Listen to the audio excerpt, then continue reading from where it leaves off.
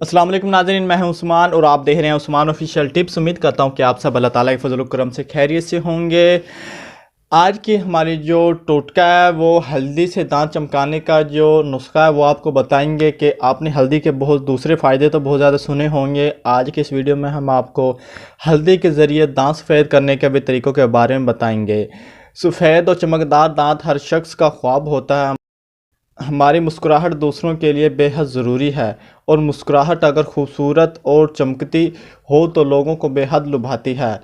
दांत हमारे चेहरे का एक अहम हिस्सा है और इनकी जो थोड़ी सी हिफाजत हमारे दांतों की नई ज़िंदगी दे सकती है। आज हम आपको एक ऐसा नायाब टोटका बताएंगे जिस पर अमल करके ना सिर्फ आप अपने दांत सफ़ेद और चमकदार कर सकते हैं बल्कि उन्हें मजबूत और चमकदार भी बना सकते हैं।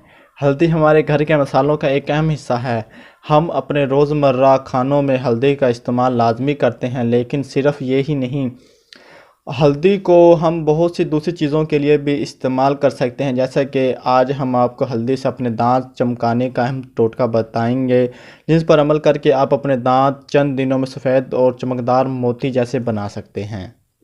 हल्दी, कोकोनट ऑयल और बेकिंग सोडा, ये तीनों चीज़ें आपने लेनी है और इनका आपने एक किस्म का पेस्ट बनाना है और उसे अपने दांतों पर लगाना है। शुरू में आपको यह एहसास होगा कि आपके दांत इंतहाई पीले हो रहे हैं, लेकिन घबराने की ज़रूरत नहीं। ये आपके दांतों की जो पिलपिलाहट उसको ख़त्म कर देगा। और इस पेस्ट को चंद मिनटों तक दांतों पर लगाएं और फिर पानी से कुल्ली कर दें। चंद मिनटों बाद आपने अपने दांत खुद देखने हैं और आपने खुद फैसला करना है कि ये नुस्खा बेहतरीन है या नहीं।